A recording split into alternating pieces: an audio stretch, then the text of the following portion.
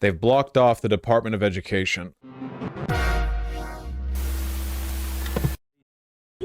Now they've called the police on us. To advocate on behalf of your children, children with disabilities, for young women who have been victims. You voted for Now they've called the. We want in. Tell them what it says on the door. All access entry. Sorry, elected officials. It's Elon's Discord kitten squad on the scene. You're not allowed in. The most powerful people in the world are in there pressing random buttons. Capella.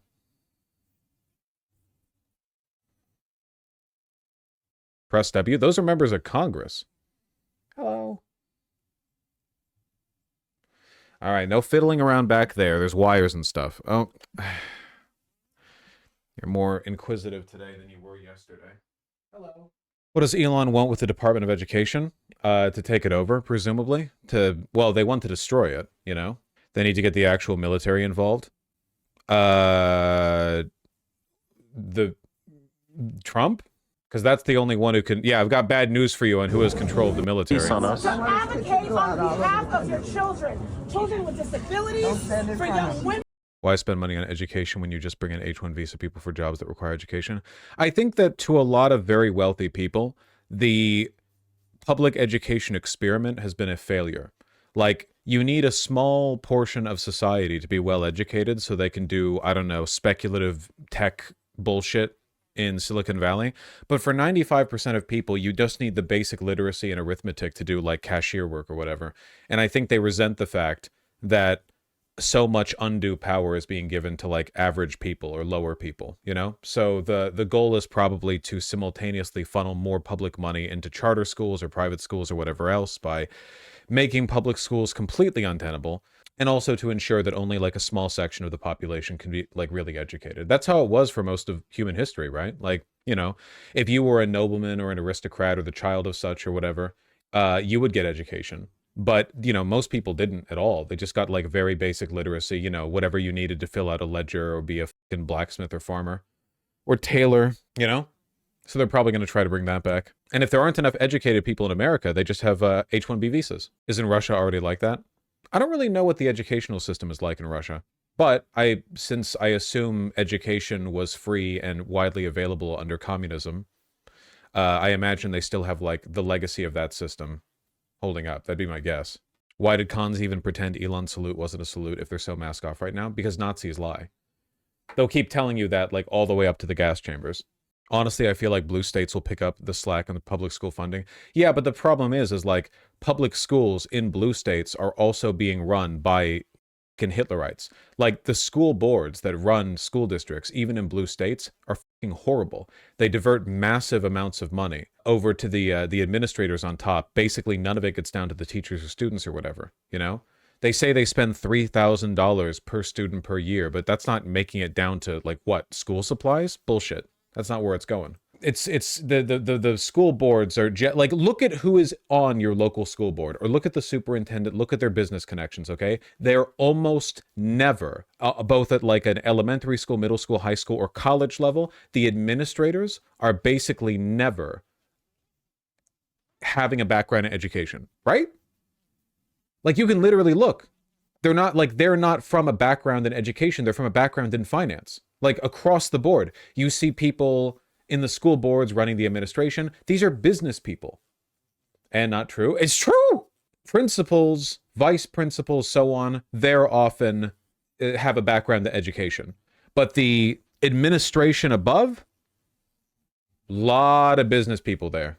Not like that in Canada. Well, you. She's being very distracting today. Then they have the gall to make us pay for lunch. True. He's 100% correct. Both my parents are teachers. I love skipping over people who disagree with me to read out loud a message from someone who agrees with me. It's my favorite thing. Yeah, I want the United States to annex Canada because I'm tired of them having better healthcare. You know? If you go to a district level, they are not educators, or they were 20 years ago. School admins, principals, etc. are educators, but also they tend to be a specific sort. So many PE teachers and coaches that become school admins because they have the time to do the masters in educational leadership. Yeah, you see a huge overrepresentation of athletic teachers in administration because the athletic teachers are the ones that bring in the money. Because a lot of like school events funding, a lot of the alumni donations, it all gets tied up in like how well your 15-year-old son can kick a ball through a post or whatever, you know. So the coaches have like a weird amount of power in spite of the fact that's not really what school's about, you know. Always wonder how that happened. The wealthiest people in many Midwest cities are all coaches. The college sports industry is worth billions of dollars. And where do you scout high-level college football, basketball, soccer, whatever players, right? From high school. So high school coaches are extremely valued because they have the potential to produce extremely, you know, like valuable student athletes, essentially. Also, people tend to donate, like the alumni, they tend to donate a lot. The athletic stuff is like a way of getting people caught up in the culture of the school rather than just like kids showing up for, like parents attend their kids' games, right? Or they should, but no one's attending your kid's like math class. So it involves the parents a bit more. It's just like a good business decision. The least profitable part of a school is the school part. Land speculation, real estate, athletics, these are all what bring in the money. The teaching part, that's a net loss. And because schools are run like a business, those are the parts that get the least attention. Do you think more kids are going to be homeschooled in these 4 years in the US? Yes. Looking at my local school board right now, and 4 out of 7 are weightlifters, with 2 of them being prior gym teachers, but I've never thought about it. It's interesting, right? You can see this pattern everywhere. You look at the school board and it's like, oh, okay, that's where it comes from. Now I got to look this up. Yeah, if you were educated in America, take the time to look at the school board for the school district you went to, and take a look at who's running the top of it. I can't guarantee you. You know, it's a big system. There's a lot of factors involved, but I imagine in a lot of cases you'll find that for a supposedly like, you know, educational institution, a lot of the people at the top are going to be finance guys or athletics guys. You know, not educators. But I've said my piece. Can you briefly address how teaching unions help dissuade corporatism within schools? That's kind of a broad question.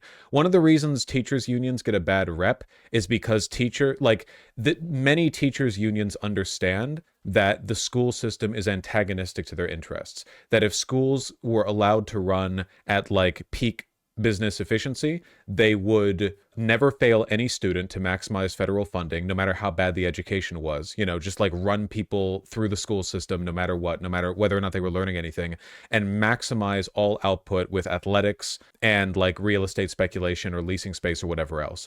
And many teachers unions, or like broadly, you know, teachers unions are aware of the fact that they teach in an institution that hates them. So the teachers get a bad rap because they're often seen as being they'll disagree with the school board like really often. You know, there's often like an inconsistency there. Can you please talk about the scientifically observed phenomena that gym coaches are always overweight and not fit while the male math teacher is inexplicably jacked? Yes, because the gym coaches were athletic in high school, peaked, and then got lazy and fat over time, whereas the male math teacher was made fun of in high school, developed a complex about it, and then once they got into college, they got really into fitness so that they wouldn't be made fun of by women anymore. And that's why that's like kind of nature like correcting itself over time, you know? It's a system. Yeah, balance in all things. Yes, the system of tenure does have flaws. Anyway,